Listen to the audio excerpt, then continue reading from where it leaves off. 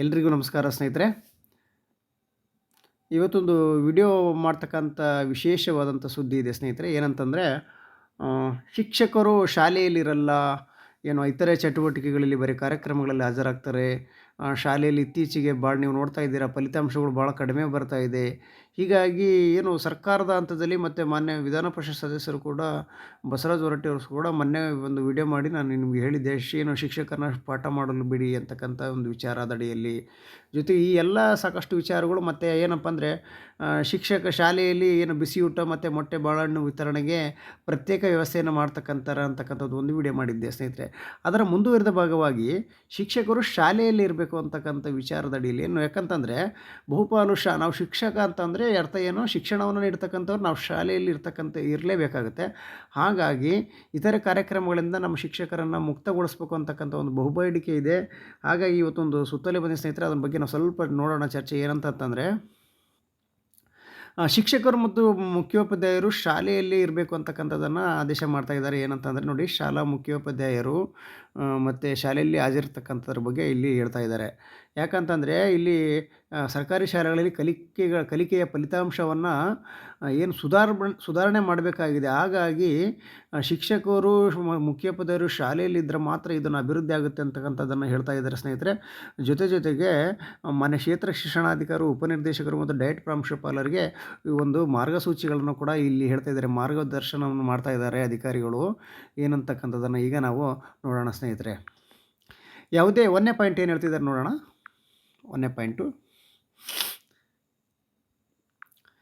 ಯಾವುದೇ ಶಿಕ್ಷಕರನ್ನು ಶಾಲಾ ಮುಖ್ಯೋಪಾಧ್ಯಾಯರನ್ನು ಯಾವುದೇ ತರಬೇತಿ ಕಾರ್ಯಾಗಾರಗಳಿಗೆ, ಸಭೆ ಸಮಾರಂಭಗಳಿಗೆ ಏನು ಶಾಲಾ ಸಮಯದಲ್ಲಿ ನೀವು ಕಾರ್ಯಕ್ರಮಗಳಿಗೆ ಕಳಿಸ್ಬೇಡಿ ಅಥವಾ ಓಡಿಯನ್ನು ನೀವು ಮಂಜೂರು ಮಾಡಬೇಡಿ ಅಂತಕ್ಕಂಥದ್ದನ್ನು ಇಲ್ಲಿ ಈ ಆದೇಶದ ಮೂಲಕ ತಿಳಿಸ್ತಾ ಇದ್ದಾರೆ ಸ್ನೇಹಿತರೆ. ಹಾಗಾಗಿ ಇಲ್ಲಿ ಜಿಲ್ಲಾಧಿಕಾರಿಗಳು ಮತ್ತು CO, ಜಿಲ್ಲಾ ಪಂಚಾಯತಿಯ ಮುಖ್ಯ ಕಾರ್ಯನಿರ್ವಾಹಕ ಅಧಿಕಾರಿಗಳು ಕೂಡ ಈ ಆದೇಶಗಳನ್ನ ನೀವು ಮೀರಬಾರ್ದು ಅಂತಕ್ಕಂಥದ್ದನ್ನು ಇಲ್ಲಿ ಇನ್ಸ್ಟ್ರಕ್ಷನ್ ಕೊಡ್ತಾ ಇದ್ದಾರೆ ಸ್ನೇಹಿತರೆ. ಹಾಗಾಗಿ ಇನ್ನು ಮುಂದೆ ಇತರೆ ಕಾರ್ಯಕ್ರಮಗಳು ಅಂತೇಳಿ ನಾವು ಪದೇ ಓಡಿ ಹಾಕೊಂಡು ಹೋಗೋದು ಅಥವಾ ಈ ಕಾರ್ಯಕ್ರಮದ ಆ ಕಾರ್ಯಕ್ರಮದಿಂದ ಹೋಗೋದನ್ನು ಇನ್ಮೇಲೆ ಬಿಡಬೇಕಾಗುತ್ತೆ ಸ್ನೇಹಿತರೆ. ಅದ್ರ ಜೊತೆಗೆ ಎರಡನೇ ಪಾಯಿಂಟ್ ಏನು ಹೇಳ್ತಾರೆ ನೋಡೋಣ. ಎರಡನೇ ಪಾಯಿಂಟು ನೋಡಿ,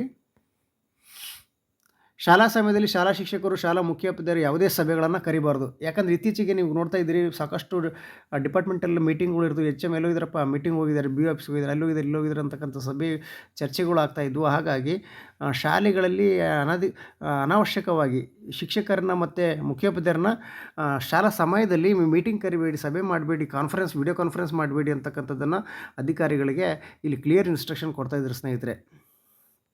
ಜೊತೆಗೆ ಮೂರನೇ ಪಾಯಿಂಟ್ ನೋಡೋಣ ಏನು ಹೇಳ್ತಿದ್ದಾರೆ. ಯಾವುದೇ ಸರ್ಕಾರಿ ಶಾಲೆಯ ವಿದ್ಯಾರ್ಥಿಗಳನ್ನು ಅವರ ಶಾಲೆ ಹೊರಗಡೆ ವಿವಿಧ ಕಾರ್ಯಕ್ರಮ ಪ್ರೇಕ್ಷಕರಾಗಿ ಭಾಗವಹಿಸಲು ಕರೆದುಕೊಂಡು ಹೋಗಲು ನಿರ್ದೇಶಿಸಬಾರ್ದು. ಈ ಶಾಲೆಯಲ್ಲಿ ಇರ್ತಕ್ಕಂಥ ಸಮಯದಲ್ಲಿ ಮಕ್ಕಳನ್ನು ಯಾವುದೋ ಒಂದು ಫಿಲಮ್ ಬಂತು, ಯಾವುದೋ ಒಂದು ಕಾರ್ಯಕ್ರಮ, ಅನಾವಶ್ಯಕ ಯಾವುದಾದ್ರು ಕಾರ್ಯಕ್ರಮಗಳು ಬರ್ತವೆ, ಅಲ್ಲಿ ಇಲ್ಲಿ ಕರ್ಕೊಂಡು ಹೋಗ್ಬೇಕಾಗಿತ್ತು, ಈ ರೀತಿ ಮಾಡಿ ಅಂತಕ್ಕಂಥದ್ದು ಹೇಳ್ತಿದ್ದಾರಲ್ಲ. ಶಾಲೆ ಹೊರಗಡೆ ಯಾವುದೇ ಕಾರ್ಯಕ್ರಮಕ್ಕೆ ನಾವು ಪ್ರೇಕ್ಷಕರನ್ನಾಗಿ ಮಕ್ಕಳನ್ನ ಕರ್ಕೊಂಡು ಹೋಗಂಗಿಲ್ಲ ಅಂತಕ್ಕಂಥದ್ದನ್ನು ಇಲ್ಲಿ ತಿಳಿಸ್ತಾ ಇದ್ದಾರೆ ಸ್ನೇಹಿತರೆ. ಮುಂದಿನ ಪಾಯಿಂಟ್ ನೋಡೋಣ. ಇಲ್ಲಿ ನಾಲ್ಕನೇ ಪಾಯಿಂಟು, ಈಗ 4ನೇ ಪಾಯಿಂಟನ್ನು ನೋಡೋಣ ಸ್ನೇಹಿತರೆ. ಏನು ಹೇಳ್ತಿದ್ದಾರೆ, ಶಾಲಾ ದಿನಗಳಲ್ಲಿ ಯಾವುದೇ ಬಾಹ್ಯ ಪರೀಕ್ಷೆಗಳನ್ನು KPSC ಮಾಡ್ತಕ್ಕಂಥದ್ದಾಗಿರ್ಬೋದು ಅಥವಾ ಇತರ ಯಾವುದೇ ಎಕ್ಸಾಮ್ಗಳಾಗಿರ್ಬೋದು ಕೂಡ ಶಾಲೆ ಆವರಣದಲ್ಲಿ ಶಾಲಾ ಸಮಯದಲ್ಲಿ ಯಾವುದೇ ರೀತಿಯಲ್ಲಿ ಮಾಡಬೇಡಿ ಅಂತಕ್ಕಂಥದ್ದು ಹೇಳಿದ್ದಾರೆ. ಇದನ್ನು ಒಂದು ವೇಳೆ ನೀವು ಉಲ್ಲಂಘನೆ ಮಾಡಬೇಡಿ ಅಂತಕ್ಕಂಥದ್ದನ್ನು ಹೇಳಿದರೆ, ಉಲ್ಲಂಘನೆ ಮಾಡಿದರೆ ನಿಮಗೆ ಸಾಕಷ್ಟು ತೊಂದರೆಗಳನ್ನು ಆಗ್ಬೋದು ಅಥವಾ ಇಲಾಖೆ ಇನ್ಸ್ಟ್ರಕ್ಷನ್ಗಳ ನಿಮಗೆ ನೋಟಿಸ್ಗಳನ್ನು ಕೊಡ್ಬೋದು ಅಂತಕ್ಕಂಥ ಮಾಹಿತಿನ ಹೇಳ್ತಾ ಇದ್ದಾರೆ. ಒಂದು ವೇಳೆ ಅಂಥ ಅವಕಾಶ ನೀಡಬೇಕಾದ ಎಕ್ಸಾಮ್ಗಳು ಅಂತಂತಂದರೆ ಸಾರ್ವಜನಿಕ ರಜೆ ಅಥವಾ ಬೇಸಿಗೆ ರಜೆಯಲ್ಲಿ ಮಾತ್ರ ಅವಕಾಶ ಕೊಡಬೇಕು. ಒಂದು ವೇಳೆ ಆ ರೀತಿಯಲ್ಲಿ ಏನಾದರೂ ಶಿಸ್ತು ಕ್ರಮ ಜರುಗಿಸ್ತೀವಿ ಅಂತಕ್ಕಂಥದ್ದನ್ನು ಇಲ್ಲಿ 4ನೇ ಪಾಯಿಂಟಲ್ಲಿ ಹೇಳ್ತಾ ಇದ್ದಾರೆ ಸ್ನೇಹಿತರೆ. ಮತ್ತು 5ನೇ ಪಾಯಿಂಟನ್ನು ಗಮನಿಸೋಣ ಈಗ ನಾವು.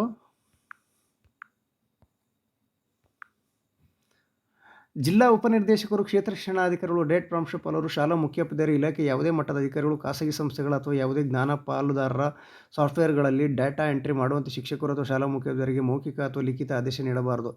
ಈ ರೀತಿಯಲ್ಲಿ ನೋಡಿ, ಅನಾವಶ್ಯಕವಾಗಿ ನೀವು ಆ ಮಾಹಿತಿ ತುಂಬಿ ಈ ಮಾಹಿತಿ ತುಂಬಿ ಅಂತಕ್ಕಂಥದ್ದನ್ನು ನಮ್ಮ BO ಆಫೀಸಿಂದ ಆಗಿರ್ಬೋದು ಅಥವಾ ಡಯಟಿಂದ ಆಗಿರ್ಬೋದು ಅಥವಾ ಶಾಲಾ ಮುಖ್ಯೋಪಾಧ್ಯಾಯರು, ಇಲಾಖೆ ಯಾವುದೇ ಮಟ್ಟದ ಅಧಿಕಾರಿಗಳು, ಖಾಸಗಿ ಸಂಸ್ಥೆ ಯಾವುದೇ ಆಗಲಿ, ಇನ್ಮೇಲೆ ಸುಮ್ಮನೆ ಆ ಮಾಹಿತಿ ಈ ಮಾಹಿತಿ ತುಂಬಿ ಅಂತೇಳಿ ಶಾಲಾ ಶಿಕ್ಷಕರಿಗೆ ನೀವು ಲಿಖಿತ ಆದೇಶ ಆಗಲಿ ಮೌಖಿಕ ಆದೇಶ ನೀಡಬಾರ್ದು ಅಂತ ಆದೇಶಗಳು ನೀಡಿದರೆ ಆದರೆ ಅಧಿಕಾರಿಗಳು ಶಿಸ್ತು ಕ್ರಮವನ್ನು ಕೈಗೊಳ್ತೀವಿ ಅಂತಕ್ಕಂಥದ್ದನ್ನು ಇಲ್ಲಿ ಸ್ನೇಹಿತರಿಗೆ ನೀಡ್ತಾ ಇದ್ದಾರೆ. ಇದನ್ನು ನಾವು ಇಲ್ಲಿ 5ನೇ ಪಾಯಿಂಟಲ್ಲಿ ಗಮನಿಸಬಹುದಾಗಿ ಸ್ನೇಹಿತರೆ.